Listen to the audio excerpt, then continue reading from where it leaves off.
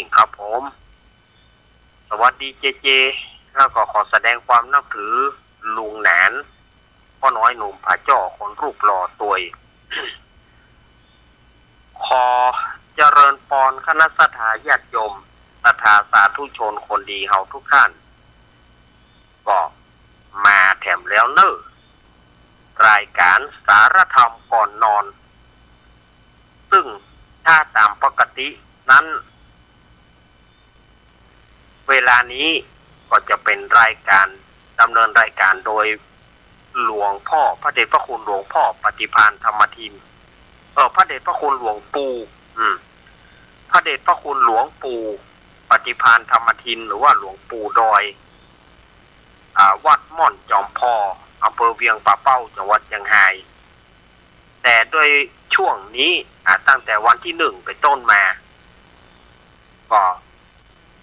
ตั้งแต่2 ทุ่มไปก็จะเป็นรายการธรรมะเป็นทีมธรรมะเป็นทีมนี่ก็จัดแบบออนไลน์เรียกว่าวิทยุ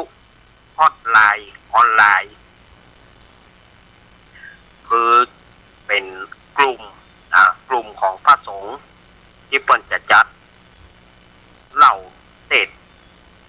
บรรยายธรรมะต่างๆแต่มันจบจะบ่เสมอกันบางวันจบ3 ทุ่มบางวันจบ3 ทุ่มเกินแต่ตะคืนนี้อาตมาบ่ได้ออกเพราะว่ามันเหลือเวลา20 นาทีเหรอ ก็เลยบอกว่าบ่เข้าละเพราะว่าถ้าเข้าไปก็20 นาทีเขาจะได้อู้หยังวบแวบก็หมดลึงถ้าเวลามันบ่อี้เอาก็พอจะได้อู้อยู่เนาะศรัทธาญาติโยมวันนี้ก็ปิกมาปะอาตมาภาพเก้ากับผมสามเณรรักปัญโยนานวัดสันเมืองตำบลหนองร่องอำเภอเวียงหนองร่องจังหวัดลำพูนมาเป็นผู้รับผิดชอบดำเนินรายการก็เรือแฮม2 คืนศรัทธาญาติโยมที่อาตมาภาพจะได้จัดนะก็เรือแฮม2 คืนก็คือคืนวันพุธแล้วก็คืนวันฮือ6 กับ 7จากนั้นก็จะเข้ารายการสภาวะปกติแล้วก็เสื้อหน้าก็ท่านอาจารย์มหาสมชาติเปิ้นก็ได้มาละเปิ้นก็จะมาจัดรายการของเปิ้นอาตมาภาพก็คงจะต้องยุบไปแต่ว่าจะได้วันพุธแถมคืนนึงแล้วก็วันฮือแถมคืนนึงที่อาตมาภาพจะได้จัดอย่างอี้แต่รายการนี้มันจะจบเสมอกันมันจะจบบางทีก็จบบางทีก็จบล่าก็แล้วแต่ที่ว่าครูบาอาจารย์เพิ่นจะอู้กันเนาะรายการนี้ก็จะออกอากาศทางสถานีวิทยุคลื่นพระพุทธศาสนาการศึกษาและวัฒนธรรม 104.50 วัดไปหินตำบลสุเทพอำเภอเมืองจังหวัดเชียงใหม่โดยเมตตาธรรมของท่านอาจารย์ท่านพระครูสมุวิสุวัฒน์วรกิจโจสถานีวิทยุวัดพระบาทอุดมน้ำบ่อสาวา 100.25 เมกะเฮิรตซ์อำเภอฝางจังหวัดเชียงใหม่โดยเมตตาธรรมของพระเดชพระคุณหลวงพ่อสุจิตตานุรักษ์ด็อกเตอร์ท่านอาจารย์จำเริญโชติธรรมโมสถานีวิทยุห้วยตองศักดิ์เรดิโอ 98.75 เมกะเฮิรตซ์ตั้งอยู่วัดห้วยตองศักดิ์ตำบลขวงเปาอำเภอจอมทองจังหวัดเชียงใหม่โดยเมตตาธรรมของหลวงพ่อวาปีวรมานิชกับท่านอาจารย์ชวริตชัยวังโสสถานีวิทยุมนเสียงธรรม 106.25 เมกะเฮิรตซ์ตั้งอยู่วัดภูป่ารามตำบลจ้างเคิ่งอำเภอแม่แจ่มจังหวัดเชียงใหม่โดยเมตตาธรรมของพระเดชพระคุณหลวงพ่อมงคลวิสิทธิ์เจ้าคณะอำเภอแม่แจ่มแล้วก็ท่านปลัดอุทัยทั้ง2 ท่าน2 อุทัยสถานีวิทยุแม่วางเรดิโออำเภอแม่วางสถานีวิทยุแม่ขจารโมเดิร์นเรดิโอ 94.50 เมกะเฮิรตซ์และก็ 107โดยป้อน้อยสุวรรณแม่อนงพรหมมินทร์สถานีวิทยุ ดอยหมอกเรดิโอสถานีวิทยุเวียงป่าเป้าเรดิโอและกับสถานีวิทยุในทีมงานของคุณยมดารุณีสถานีวิทยุบ้านแป้นเรดิโอบ้านแป้นจังหวัดลำพูนสถานีวิทยุชุมชนคนเมืองลี้อำเภอลี้โดยปกรูสเนจินาจันทร์แล้วก็สถานีวิทยุวิทยาลัยสงฆ์นครลำปาง 106.50 วัดปุญญวาสวิหารโดยปกครูดร.จิรศักดิ์ปันลำเป็นผู้อำนวยการมาปะกันวันนี้เป็นค่ำคืนของวันจันทร์วันจันทร์ที่วันจันทร์ที่ 5 พฤษภาคม พุทธศักราช 2568 เดือน 8 เหนือ เดือน 6 ใต้ออกมานี่9 ค่ำว่าเป็นวันจันทร์วันนี้ก็หยุดแถมแล้วนะแต่ว่าก็หยุดวันชัดมงคลวันนี้หยุดชดเชยวันชัดมงคล สถานญาติโยมว่าก็จะได้ทำงานกันแถม3 วันการพูดพัดสุกหยุดแถมละหยุดหยังวันพืชชมงคลจะรถพระนางคันแรกนาขวัญเสาติดก็หยุดแถมละหยุดหยังหยุดวันวิสาขบูชาแล้วก็หยุดเลือกตั้งสมาชิกสภาเพิ่นเขาว่าสทสมาชิกสภาเทศบาลแล้วก็เลือกนายกมนตรีต่างๆนั่นก็เลยลวดหยุดกันไปวันจันทร์ที่12ก็หยุดชดเชยหั่นละม่วนแน่ไอ้อย่างปะเต้าเมืองไทย ไอ้อย่างปะเต้าเมืองไทยหยุดได้หยุดดีเนาะสถานญาติโยมสาธุชนเฮาทั้งหลายอันนี้ก็แจ้งกับสถานญาติโยมเป็นอย่างนี้เนาะก็ตะวันนี่เจก็ฝากมาว่าท่านอาจารย์แจ้งเจ้าวาดวัดสันขยอมห้วยทางก็ฝากขอบคุณอนุโมทนาบุญอนุโมทนาขอบคุณที่ศรัทธาญาติโยมได้ไปร่วมกันที่วัดของเปิ้นยกสัตว์เจ้าฟ้าศาลาก็เสร็จเรียบร้อยไปด้วยดีวันนี้ก็เก็บครอบเก็บครัวกันนะกันเนาะวันนี้ก็เก็บครอบเก็บครัวกันเปิ้นก็ฝากอนุโมทนาขอบคุณแล้วก็วันอาทิตย์หน้าก็วัดดอยน้อยวัดพระธาตุดอยน้อยตำบลดอยหล่ออำเภอดอยหล่อจังหวัดเชียงใหม่ก็จะมีงานประเพณีส่งน้ำพระธาตุขึ้นสถานญาติโยมก็จะไปลืมเปิ้นเริ่มตั้งแต่วันเสาร์แล้วก็อาทิตย์10 กับ 11นี่ก็สถานญาติโยมก็ไปร่วมกินร่วมทานกับพระเดชพระคุณหลวงพ่อสาธุกิจจานันท์เจ้าคณะอำเภอดอยหล่อแล้วก็หลวงลุงชัยวัฒนาคเสโนนี่เปิ้นก็ฝากมาก็ประกาศไปสถานญาติโยมถ้าว่ามันบ่เหนือบ่ากว่าแห้งก็ประกาศไปวันนี้สถานญาติโยมอาตมาก็จะมาเล่นละครเพื่อสถานญาติโยมได้ฟังเป็นละครประกอบเพลงแล้วถ้ามีเวลาเดี๋ยวจะเอาเพลงที่เล่นละครเนี่ยก็เดี๋ยวจะถามชื่อคนแต่ง จะถามชื่อคนแต่งกับญาติโยมเอาเป็นการฝึกสมองกันเป็นการฝึกเป็นการม่วนงานสรรเล่ากันไปได้สถานญาติโยมก็เดี๋ยวจะถามชื่อคนแต่งเพลงนี้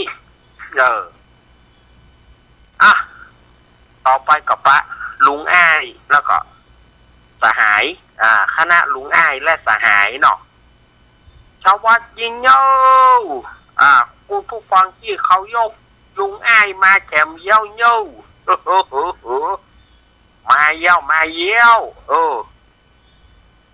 แฟนรายการของลุงไอ้มาเยี่ยวนู่มาแล้วเนาะมาเยี่ยวมาเยี่ยวสวัสดีลุงไอโวครับพี่ไอ้อีกอะครับสวัสดีพี่ไอโวครับอย่างมันจึงจะว่าอยู่เนี่ยบอกแล้วก็เยอะเวลาจะบอกมาเล่นละครกันเนาะวันนี้อาก้อนโวมาก่อนครับมานี่ยะครับสวัสดีสวัสดีสลีปุ๊ดสุดว่าสวัสดีพี่ไอโวสวัสดีไอก้อนโวนะครับมันถึงบอกได้คำดีไปเนาะตัวเก้ากับลูกไข่กับลูกโบเหมือนกันถึงได้คำดีกระขิงวันนี้ก็มาเล่นละครเนาะเรื่องแม่พักบุ้งบ้านดอนพูดถึงพักบุ้งนะขจอซะก่อนแต่แล้วพัดไฟแดงซะก่อนเนาะเรื่องแม่พักบุ้งบ้านดอนเห็นล่ะส่วนว่าจะเรื่องเป็นจะใดเป็นละครสั้นๆเนอะประกอบเพลงผู้ฟังก็ฟังกันได้เลยเนอะมาแล้วครับอยู่กรุงเทพก็เบื่ออยู่กรุงเทพก็รถราก็เยอะควน PM PM 2.5 ก็เยอะทั้งควรรถควรราเสียงรถเสียงราอะไรมันรบกวนไปหมดเลยมาเที่ยวบ้านนอกดีกว่าไปเห็นสาวในกรุงเทพก็ไม่ถูกใจเที่ยวไปบ้านนอกดีกว่าเนาะไปเที่ยวบ้านนอกบ้านนากันคงจะดีนี่ไงคนที่ถูกใจผมนี่ไงคนที่ถูกใจผมนี่สวัสดีครับโอ้โหสาวสวยมากชักอยากจะได้แล้วสิไปขอดีไหมเกินไปค่ะเจ้าโลกก็อย่าไปขอเปิ้ลนั่นนะทำไงได้คนมันรักมาจากกรุงน้องสาวอย่าหนีพี่ไปนะเป็นยังไงพี่จะไปขอพ่อเธอคือแม่ผักบุ้งบ้านดอนพี่ขอตั้งเธอว่าแม่ผักบุ้งบ้านดอนนะพี่รักเธอจะขอแต่งงานกับเธอหมอเหงาไว้อย่ามาหมอแล้วเหรอ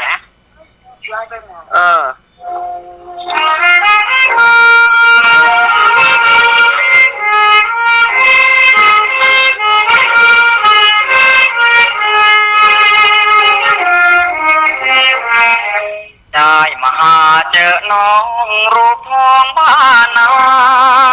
โลพาเลิศลอยเหมือนดังเครื่องดอยที่หอมอุ่นหากแม้ได้น้องมาครองผู้ชมคงนับว่าบุญขอแนบไออุ่นนางต่างมองมาเจอแม่สาวลูกทุ่งที่ใจที่มุ่งตามหามาเจอแม่สาวบ้านนาทำให้อุราพิศทรแม่สวยอย่างนี้พี่หรือจะไม่รักขอตายแทบตากน้องนางถ้าหากได้น้องมาเคียงข้างพี่หรือจะห่างบางอ่อนถ้าได้อย่างนี้เข้ามาเป็นแฟนจะหมดเงินแสนพี่ก็ยอมขอเพียงได้กอดเนื้อหอมโดมแม่พิษสมอน จะขอเป็นผู้เคียงข้างไม่ยอมเหินห่างโฉมตรูขอเพียงอย่างเดียวแม่หนูอย่าเพิ่งมีคู่เสียก่อนถ้าได้ขึ้นเตียงนอนมุ้งจะไม่ลืมผักบุ้งบ้านดอน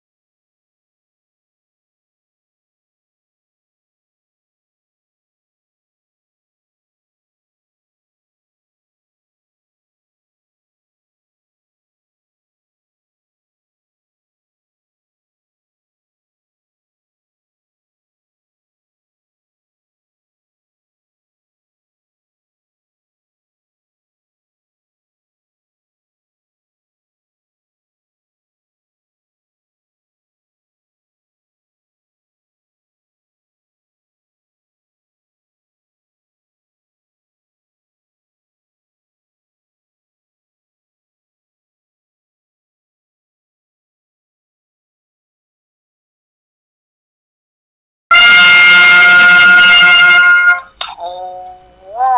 เนาะแม่พอเอาไอ้บ้านดอนนี่เนาะอ่า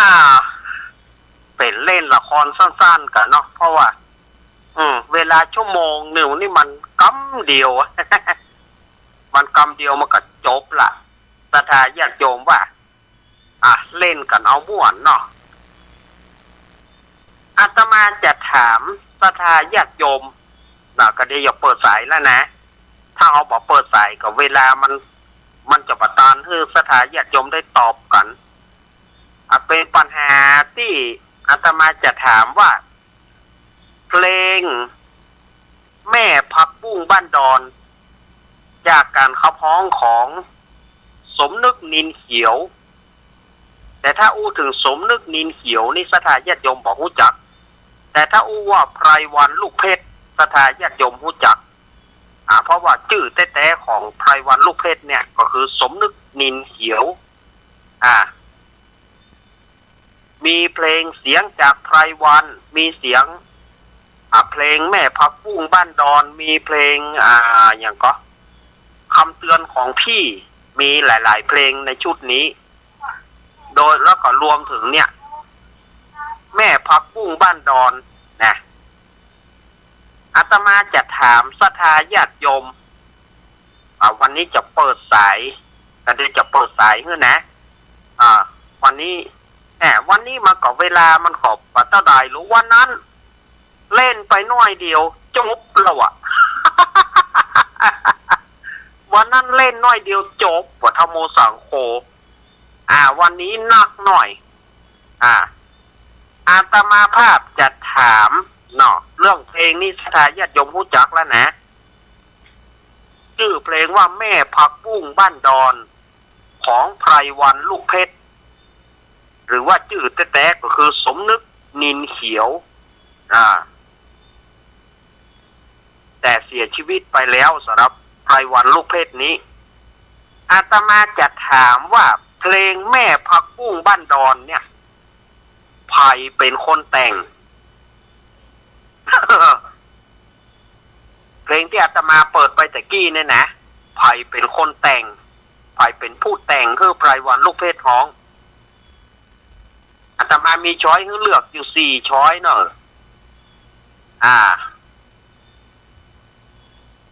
ปอไก่สุรพลสมบัติเจริญขอไข่สำเนียงม่วงทอง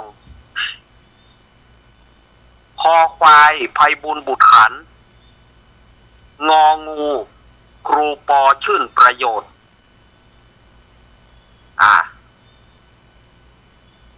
เพลงแม่ผักบุ้งบ้านดอนจากการขับร้องของไพรวันลูกเพชรอาตมาอยากรู้ว่าไผ่เป็นผู้แต่งเพลงนี้ที่แต่งแล้วก็โดนด้วยลิเกอย่าหน่อยนี่นะไผ่เป็นผู้แต่งคือไพรวันลูกเพชรท้องกอไก่ สุรพลสมบัติเจริญขอไข่สำเนียงม่วงทองคอควายไพบูลย์บุตรขันงองูปอชื่นประโยชน์อ้าวก็เดี๋ยวอาตมาจะวางสายเนอร์ศรัทธาญาติโยมลองตอบกันมาว่าใครจะตอบถูกใครจะตอบถูกเนาะเพลงแม่ผักบุ้งบ้านดอนนี่นะว่าใครเป็นผู้แต่งเอาแหมกำเนาะกอไก่สุรพลสมบัติเจริญขอไข่สำเนียงม่วงทองคอควายไพบูลย์บุตรขันงองูปอชื่นประโยชน์อ้าวอาตมาจะวางสายฮือลันเนอร์ฝ่ายจะตอบมา0837611775เอาลองตายกับเข้ามา ลองตายกับเข้ามาเนอะเอาปัจจัยว่าเป็นอะไรอย่างนะเอามาให้เล่นกันม่วนๆบ่ได้ศรัทธาญาติโยมอย่าคิดมากอย่าไปคิดว่าโหอันอย่างใดเนี่ยเจริญพรน้องแม่บัวไข่เด้อแม่บัวไข่รับตังแม่บัวไข่ว่าไผแต่งเอาคอควายเอาคอควายครูไพบูลย์บุตรขันหมอนนี้กันเนาะแม่บัวไข่ชื่อยังก็แม่บัวไข่ชื่อไข่บัวอ้าวยินดีเนอะแม่ยินดีเนอะเจ้าพระอาจารย์ได้รับดีแล้วสาธุเดี๋ยวให้คนอื่นตอบปัญหาก่อนเนาะแม่เนาะเจ้าให้คนอื่นตอบปัญหาก่อนเนาะแม่บัวไข่ปอควายบุตรขันเจริญพรครับสวัสดีครับจากทางใดผมโทรจากป่าแฝกหน่อยครับอำเภอแม่ใจป่าแฝกอำเภอแม่ใจจังหวัดพะเยาเนาะโยมเนาะครับโยมจะป่าแฝกครับโยมจะตอบปัญหาหรือเปล่าปัญหาว่าสุรพลครับคุณโยมมาจากแม่ใจพะเยาว่าสุรพลสมบัติเจริญเนาะครับคุณโยมป่าแฝกกับป่าแฝกครับโยมชื่อโยมอะไรชื่อทอนครับชื่อบ้านเขาเรียกที่บ้านนะครับโยมทอนครับอนุโมทนาเนอครับสาธุครับถูกแบ่งกันพ่อไผ่ว่าจะถูกไผ่จะถูกมาเนอเจริญพรเจริญเดี๋ยวแม่ปิดวิทยุก่อนปิดวิทยุก่อนถ้าบอกปิดเนี่ยเอา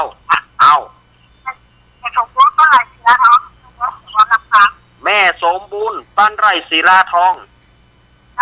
แม่สมบูรณ์จะตอบว่างองูปอชื่นประโยชน์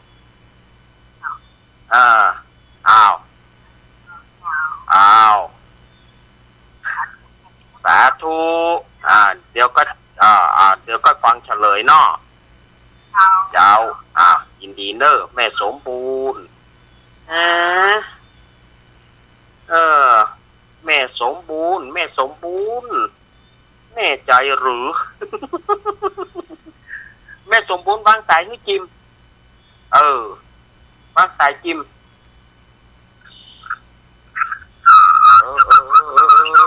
เอารู้ละ0837611775อาตมาถามว่าผู้ที่แต่งเพลงแม่ผักบุ้งบ้านดอนฮือไพรวันลูกเพชรเนี่ยคือไผกอไก่สุรพลสมบัติ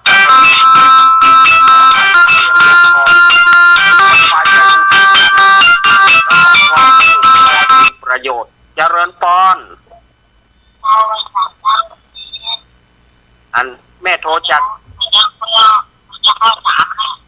แม่โทรจากไหนแม่ตอบว่าใดก่อน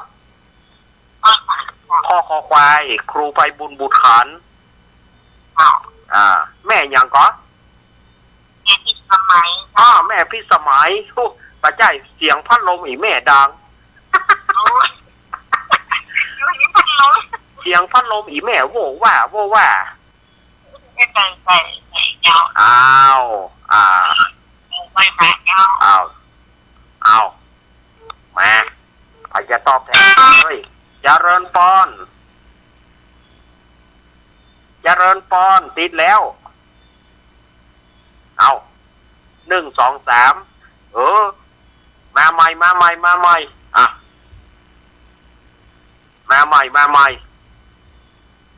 0837611775จะลองเช่าปัญญาสถาญาติโยมตัวว่าถูกก่อสถาญาติโยมถ้าเป็นนักฟังเพลงจะหูเลยเพลงที่อาตมาเอาเล่นละครแต่งเจริญปอนแบบใจไว้เจ้าและแล้วขอทักมาทุกท่านครับน้องเบี้ยวบอกไปก่อนได้มาเลยแม่ผมเป็นคนใหม่ครับลองมาหมดได้ก่อนครับเราตัวก็มั่นใจแล้วก็ตอบไปเลยกันเนาะจะไปถามว่าได้ก่อได้เด่นเพื่อว่าเขาหูกำกันแล้วโลนี่เนาะ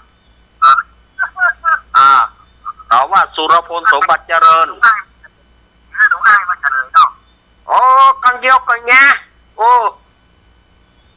เดี๋ยวหนูง่ายมาเฉลยวันนี้สวัสดีหนูง่ายเลยนะครับ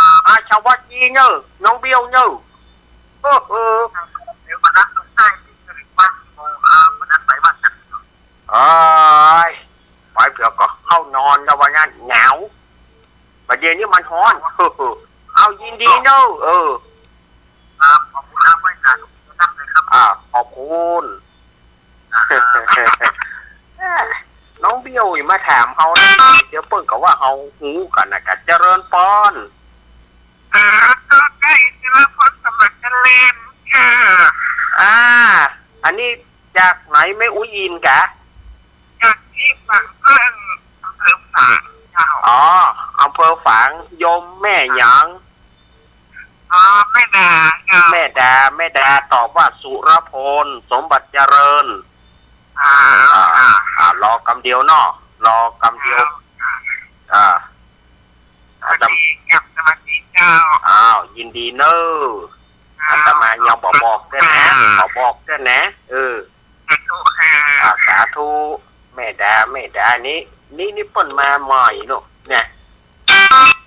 เจริญปอนติดเหรอหลุดไปเหรอ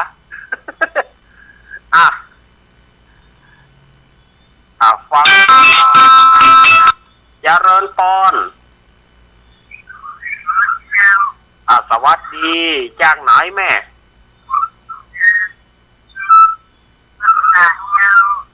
จากไหนแม่เหมาะแม่ยังแม่อุไรวันแม่จะตอบปัญหาก็ตอบมาว่าคอควายครูไพบุญบุตรขัน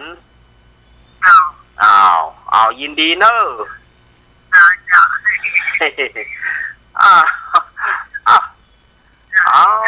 ข้อขอใครมีใครเอาสักคนนี่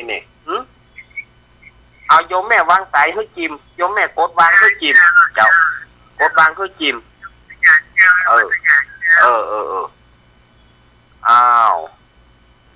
ข้อขอใครมีใครเอาขอใครมีใครเอาสักคนครูสำเนียงม่วงทองแต่ถ้าบอกเข้าตากรรมการนั่นแหละแต่จะมีกคงเจริญปอนมาแถมแล้วอุ้ยอิน อุ้ยอินอุ้ยอินจะตอบก็ฮะบัดจ้างตอบแบบล่ะยินดีเนอะยินดีขอบคุณเนอะครับ แม่วางเรดิโออุ้ยอินบัดจ้างตอบผมแล้วพอจะตอบปัญหาแม่เพนตอบได้นะแม่เพนน่ะมีหน่อย แม่เพนคนสู้ชีวิต083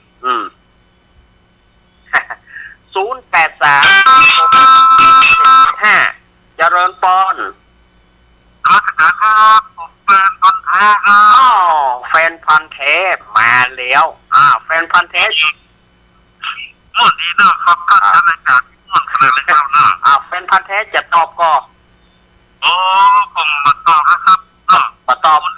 ดีกว่าครับครับผมโทรมาหาท่านนี้เนี่ยผม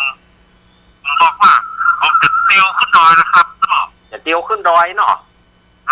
ไปเตียวดอยเลยครับอนุโมทนาก็ขอให้ได้บุญนักๆเนอะเตียวขึ้นไปครับใจนะครับนอนครับไอแฟนพันธุ์แท้มาเพิ่นจะเตียวขึ้นดอยสุเทพมีอยู่ก็มีโทรเข้ามาเพลงแม่ผักบุ้งบ้านดอนจากการคำร้องของไพวันลูกเพชรอาตมาอยากถามญาติโยมว่าไผไปพูดแต่งกอไก่พ่อครูสุรพลสมบัติเจริญขอไข่ครูสำเนียงม่วงทองคอควายครูไพบุญบุตรขันและงองูครูปอชื่นประโยชน์เอาตอบกันถามว่ามีอย่างมีรางวัลก็บ่มีเอาตอบกันเพื่อสถานญาติโยมได้คลายเครียดกันไปเนาะคลายเครียดกันไป0837611775สถานญาติโยมโทรมาเนอะ มาอยู่ก่อทีมงานธรรมะคลายเครียดของเราถ้าว่าเปิดฟังก็โทรมาได้นะตังพี่ซองสีแม่อารีต้นเปาแม่สุขท่านนะโทรมาได้เนอะเจริญปอน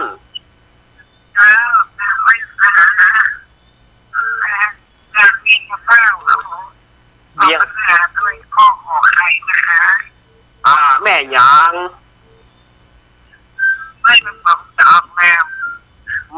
ไม่ประสงค์ผู้ไม่ประสงค์ออกแนมเนาะเอาขอไข่ครูสำเนียงม่วงทองรับฟังตลอดนะคะยินดีเนอะขอบคุณเนอะเอาตอบกันไหมพอจะตอบกันเจริญพรก็ไม่ใช่เจริญพรอาจารย์แม่สายพินมาอยู่เนอะแม่สายพินจะตอบปัญหาก็แม่บอกว่าจะตอบไผ่เจ้าเอาว่าไปแหละว่าคนหนึ่งก็ว่าไปคนหนึ่งโอ้ยขอใครนะเจ้าเราไม่เอาเจ้าเนาะขอไข่ครูสำเนียงม่วงทองจะไว้ใจให้พระอาจารย์นะขอบคุณวันพูกมาครูบาสังฆาเนอะวันพูกมาเนอะวันพูกมาครูบาสังฆาเนอะวันนี้มาแล้วเนี่ยยังไม่ใส่บินทั้งอยู่จันทร์แม่อยู่ดอนใจโบหินสงสารเอามือมังปากันพระต้องทำกรรมขอแม่จึงปะละเอาเป็นไม่ใจน้ำตาผู้คำผู้เจ้าฟังเป็นประจำอะไรมาเลยฟังมันก็งอกเนอะค่ะพระอาจารย์เจ้าขอบคุณแม่สายพินอันนี้ลำปางเนอะตรงสั้น มีอยู่ก่อนตะกี้เข้ามาสุสานแม่เพนจะตอบก็ได้เนอะแม่อารีต้นเปาแม่บุญกอกแม่ปราณีมอมอฟางย่อมมาเท่านี้ประเด็นนี่นะฟางมากับนอตะกี้ฟางมาสายหนึ่งตะกี้จะเป็นโยมเปิ้นมาใหม่พอจะโทรตอบพอจะตอบปัญหากันยังได้เนอะอาตมาถามสถาญาติโยมว่าที่อาตมาเล่นละครเพลงชื่อเพลงแม่ผักบุ้งบ้านดอนจากการขับร้องของไพรวันลูกเพชรไผ่ไปพูดแต่งกอไก่พวกครูสุรพลสมบัติเจริญ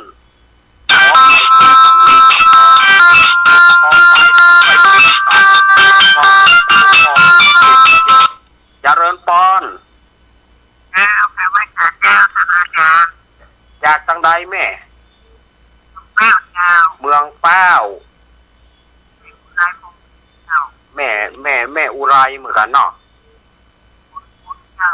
แม่บุญไรแม่จะตอบปัญหาก็เอาแม่ว่าไปเลยข้อคอควายครูไปบุญบุตรขันโอ้โหแสดงว่ายินดีเนอะอันนี้ครับอาตมาจะจัดทั้ง2 คืนแม่อาตมาจะจัดทั้ง2 คืนแล้วก็คณะก็จะคืนเวลาละก็โอกาสว่างเมื่อใดกะว่างเมื่อใดก็แม่ยินดีเนอะเจ้าเอาสายเฮาเงียบปิ้งเอาแม่วางสายฮื้อกำยมแม่วางสายฮื้อกำกดวางฮื้อกำถ้าสายอื่นจะเข้าแม่ขอบคุณมีอยู่กอหาเอาแม่เพนคนสู้ชีวิตจะตอบก็ เจริญปอนแม่โทรจากไหน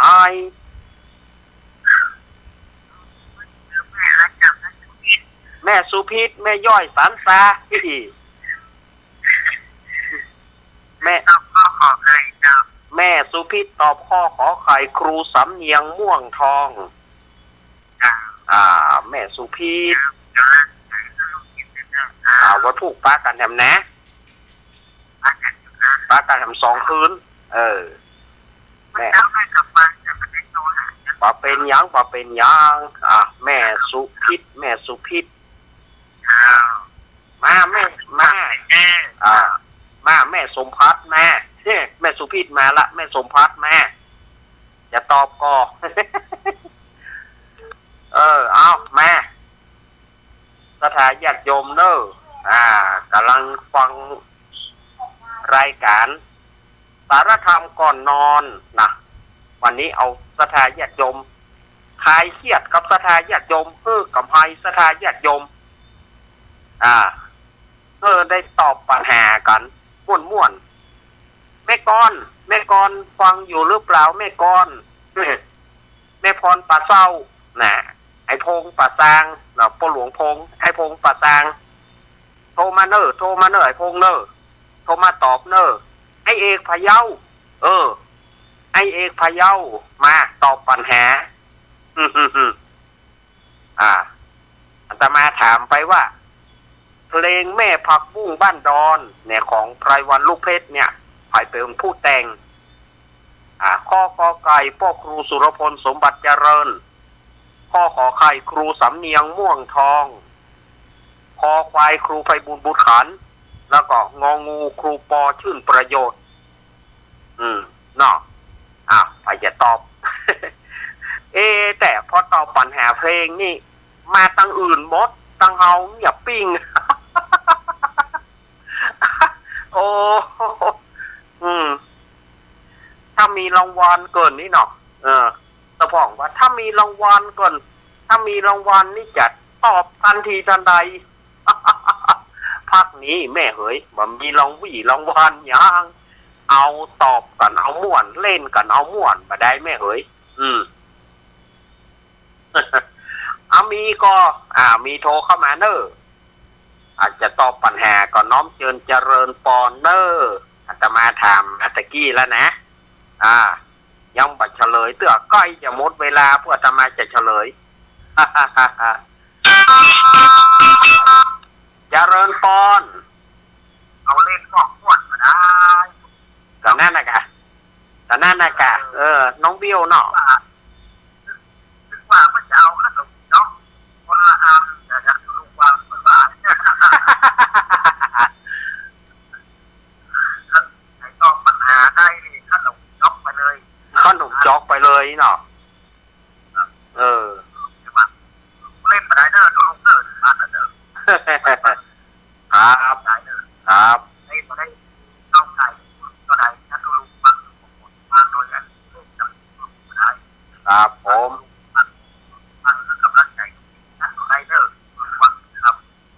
ครับน้องเบี้ยวมารอบสองเนาะน้องเบี้ยวนะแม่สุกเกี้ยวหายไปไหนฮะแม่สุกเกี้ยวสอนศรีนุสรแม่เพนคนสู้ชีวิตแม่น้อมตาจ๋าแม่บัวคำจีนาดู หายแซฟนี่เนาะไปไหนกันหมดฮะเอาว่าจะได้ฝ่ายจะตอบปัญหาตันอยู่เด้อพ่อกอไก่พ่อครูสุรพลสมบัติเจริญพ่อขอไข่ครูสำเนียงม่วงทองพ่อควายครูไพบุญบุตรขันและก็งองูครูปอชื่นประโยชน์ผู้แต่งเพลงแม่ผักบุ้งบ้านดอนให้กับไรวันลูกเพชรเนาะหรือว่านายสมนึกนินเขียวซึ่งเสียชีวิตไปหลังจากถูกยิงแล้วก็พิการไปเป็น10 กว่าปีเนาะเช่นจะเสียชีวิตนะสำหรับพ่อไพวันลูกเพชรเนาะมีอยู่ก็หามีตอบเข้ามาเนอะ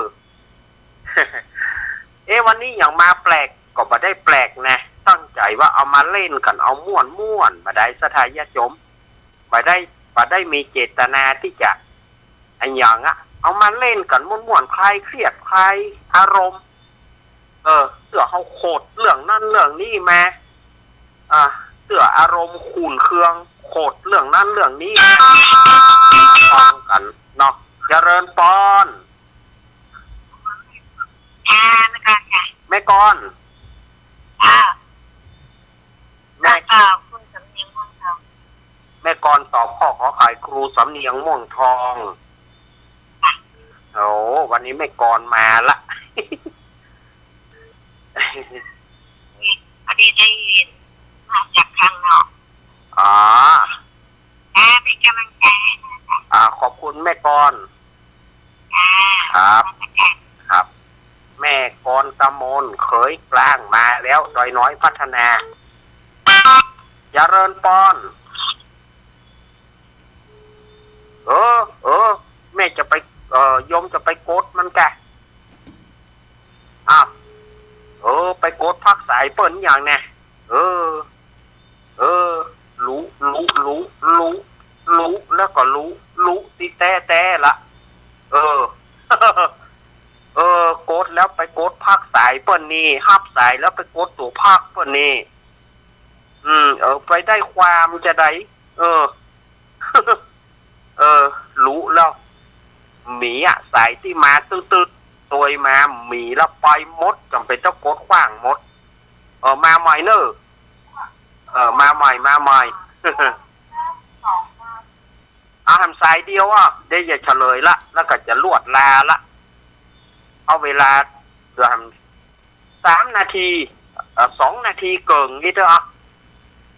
2 นาทีเกินมีก็ทำสายเดียวละ เจริญปอน พระอาจารย์ครับ หลวงตา เอาขอม้วนนิดหน่อยได้ไหม ได้เลยมา ผมไม่รู้เนี่ยผมไม่รู้ว่าใครแต่ผมพูดนะ อ่า เอาอาจารย์ครูทำเงินพวกเขียวอ่ะ ครูสำเนียงม่วงทอง พวกทองเลยนะครับผมพูดมันพูดไม่รู้นะ ไม่เป็นไรครับหลวงตาละขอบคุณครับหลวงตานมัสการขอบคุณครับ หลวงตากฤษปังโมกอาตมาปิดแล้วนะพระทายาทโยมโทรมาได้แล้วเนอะเอาละถึงคราวที่จะเฉลยเพลงนี้เนาะ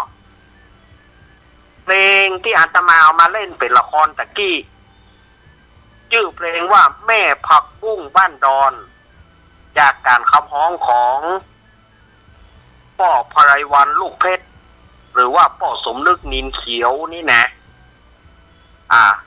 อาตมาถามไปตะกี้ว่าผู้แต่งใครเป็นผู้แต่งเพลงนี้กอไก่ป้อครูสุรพลสมบัติเจริญขอไข่ครูสำเนียงม่วงทองคอควายครูไพบุญบุตรขันและก็งองูครูปอชื่นประโยชน์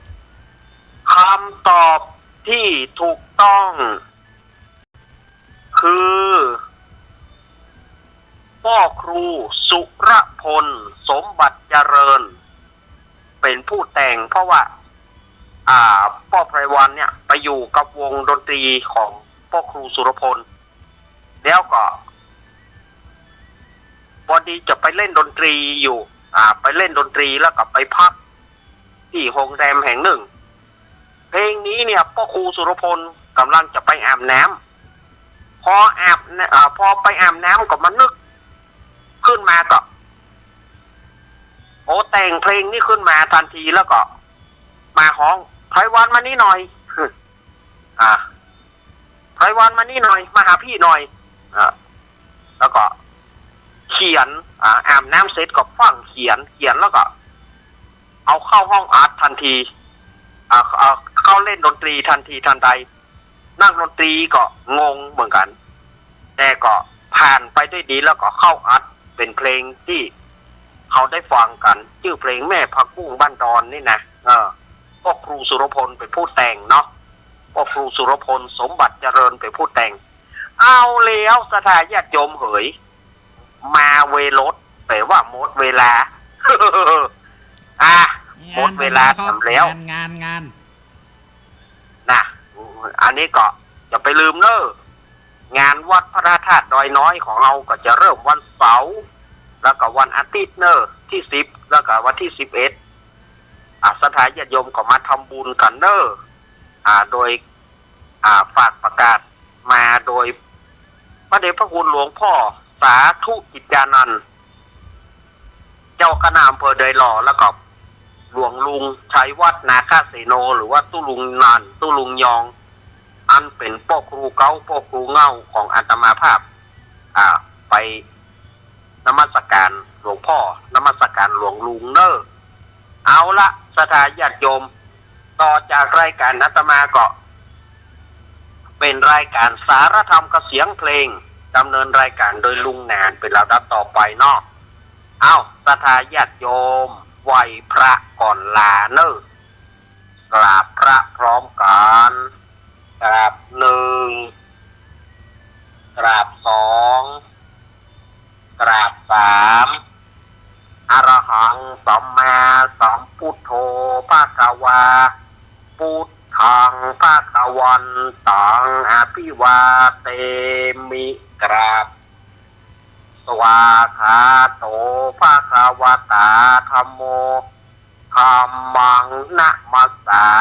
มิกราบสุปฏิปันโน